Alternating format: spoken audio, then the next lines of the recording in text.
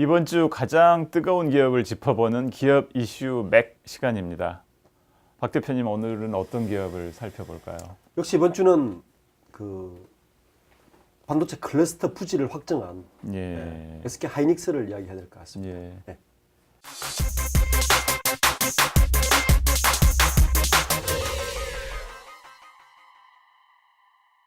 SK 하이닉스는 이제 삼성전자에 이어서 그렇죠. 세계 2위 반도체 D램 회사인 거죠. 네. SK에서 인수를 그룹에서 인수를 네, 했고. 예. 하이닉스를 이제 일반인들은 이제 역사를 모르는 분도 좀 있어서 조금 한번 짚어봤어요. 예. 그 83년도에 정주영 회장이 당시 현대그룹에서 전자 사업을 시작합니다. 네, 83년도에. 83년. 3년도에. 예. 그래서 사람은 삼성전자의 반도체 역사만 알지만 84년도에 16K 바이 트레베스램을 만들기 시작해요. 현대전자에서. 그게 이제 하이닉스의 시작으로 봐야 됩니다. 당시에는 이제 현대전자에서 했던 네. 거죠. 예. 그리고 89년도에 3메가 디램을 만들죠. 대단한 건가요? 대단한 거죠. 예. 이 당시만 해도 세계 최초는 아니고. 최초는 아니고 예. 그 진대재 장관이 이 당시 이런 얘기를 하더라고요.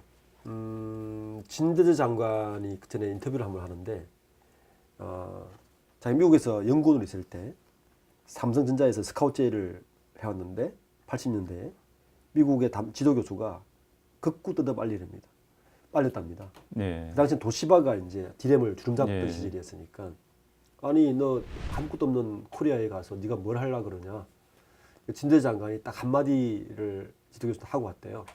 I want swallowed in Japan. 이라는 말을 남기고 왔다고.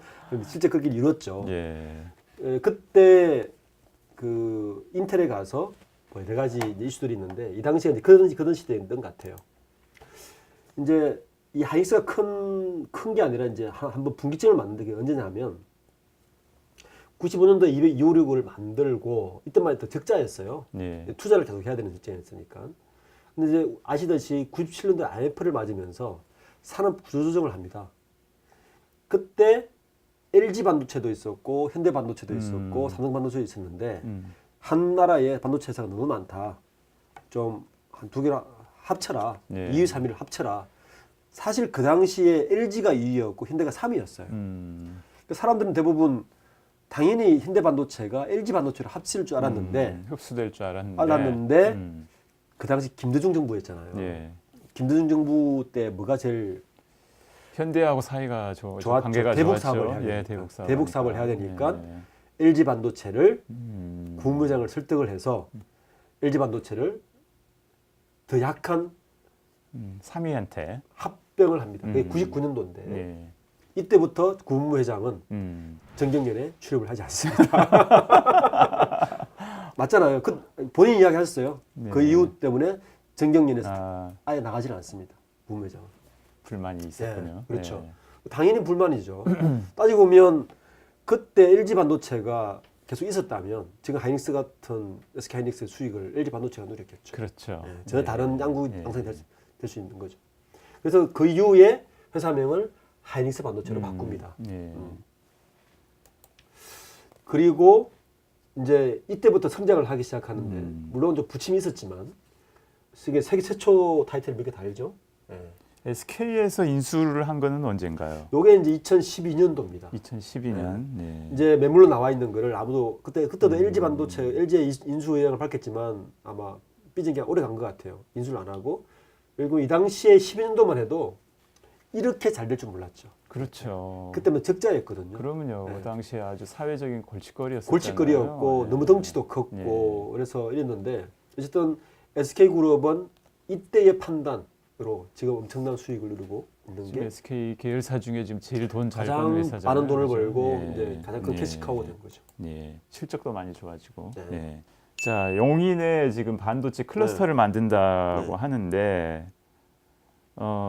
뭐 유치 경합이 치열했었죠. 그렇죠. 예. 유치경을 보면 이제 일단 유치 제안서를 낸 것만 해도 용인, 용인. 경기도 이천, 충북 청주, 경북 구미, 충남 천안 다 됐죠. 뭐 구미 같은 데는 뭐 기사 몇 번 나왔죠. 예. 온 뭐 거기 있는 분들이 나와서 막 이제 데모 같은 것도 하고 청주나 천안을 많이 점쳤던 것 같아요. 그런데 역시 이제 시너지 효과나 부지 위치를 보면 이게 일단 경기도가 갈 수밖에 없는 상황은 좀 있어요. 왜냐하면 여기에 이제 보면 반도체가 그냥 공장만 세우는 게 아니라 사실은 그 주위에 누나 인프라가 있는 게 중요하지 않습니까? 근데 경기도에 반도체 협력업체들이 다 밀집해 있어요. 한 67%가 다 경기도에 밀집했기 때문에 다른 지역으로 가면 일단 인프라가 안 돼 있어요. 물류비가 너무 많이 드는 그렇군요. 단점이 있고 예. 이래서 경기도로는 확정을 했는데 문제는 이천으로 할 거냐 용인으로 할 거냐인데 두 곳 중에서 예 그런데 용인으로 정한 것 같아요. 그 이유는 저는 이렇게 생각합니다. 이천에 SK 공장이 있죠. 있죠. 예. 예. 그 지금 현재 위치를 지도를 좀 보면 여기가 지금 경기도 이천 하이닉스 공장이에요. 예. 말이 용인이지 사실은 이천과 거의 붙어 있죠. 가깝네요. 가깝죠. 예. 용인의 가장 오른쪽이니까 바로 붙어 있고 이 정도 거리면 뭐 굉장히 밀집한 아주 가까운 거리고 부지는 135만 평. 예. 협력업체 10만 평 주고 하이닉스 60만 평 쓰고 그다음에 투자는 향후 10년간 120조 어마어마한 예. 투자죠. 네. 지금 반도체 시장 시황은 지금 안 좋잖아요. 가격이 지금 떨어지고 위축되고 있는데 네. 대규모 투자를 하는 어떤 이유가 있을까요? 이게 그 최근에 삼성전자 군호연 부회장이 나오면서 쓴 책 중에 하나가 초격차. 초격차. 예. 이게 특히 반도체 산업은 더 그런 것 같습니다. 그러니까 반도체가 사람들이 이제 제가 반도체 관련해서 여러 방송에서 이렇게 패널로 나가보면 작년 2년 전까지만 해도 제가 나갈 때 중국의 반도체 굴기가 무섭게 따라온다. 그러니까 2019년 정도 되면 거의 우리나라가 따라잡힐 수 있다라는 예측을 굉장히 많이 했어요. 근데 실제 지금 뚜껑을 열어보니까 중국이 그만큼 많이 투자하는데도 불구하고 아직 못 따라왔거든요. 중국은 이제 정부에서 예. 대대적인 지원을 대대적인 해서 예. 그만큼 이 기술이라는 게 쉽지는 않다. 그리고 특히 나노로 가고 더 정밀해질수록 훨씬 더 기술 격차가 추월해진다. 저는 그런 의미에서 120조를 투자하는 거를 중국과의 격차를 더 벌릴 거다. 벌리기 위한 첫 투자고 두 번째 정부의 입김이 굉장히 컸죠. 그래서 정부에서는 투자에 대해서 목말하고 있잖아요. 예, 그렇죠. 그중에 이제 예. 120조를 매년 10조씩 투자한다는 이야기는 10조를 그대로 투자하면 사실 우리나라 GDP 성장률은 엄청난 도움이 있고 특히 지역 경제 활성에도 엄청난 영향이기 때문에 특히 더 중요한 건 고용. 고용 효과가 유발 효과가 커서 이건 정부에서도 굉장히 여러 가지 베네핏을 주겠죠. 예, 이 정도 투자를 정부에서 돈을 주는 건 아니고 돈을 주는 거 아니고 돈을 투자 직접 하는 거는 이제 SK에서 하는 거죠. 벌써 용인 쪽에 투자를 할 때 이재명 경기도지사가 여러 가지 제안을 했죠. 주위에 뭐 사원 아파트를 지을 때 어떤 베네핏을 주고 출퇴근할 수 있는 교통 인프라라든지 이런 걸 정부에서 예. 지원해 주겠죠. 예. 예. 투자가 예정대로 이루어진다면 네. 어떻게 삼성전자를 뭐 따라잡거나 대등한 수준이 될 수 있을까요? 그렇게 되기는 어려울 것 같아요. 보면 요게 이제 2018년도에 글로벌 반도체 세일즈 현황이에요. 예. 보시면 이 반도체는 이제 메모리, 비메모리 다 합친 합칩니다. 예. 규모죠. 합칩니다. 예. 모든 반도체를 다 통틀어서. 사람들은 우리나라 삼성전자 반도체가 세계 1등을 한 게 오래된 걸로 알지만 사실 예. 1년밖에 안 됐어요. 음. 그러니까 반도체가 이제 메모리, 비메모리가 있죠. 그렇죠. 메모리 분야에서는 원래 삼성전자가 1등이었어요. 오래 전부터 1등이었죠. 예. 근데 사실 메모리 분야는 그렇게 고부가 가치 산업은 아니에요.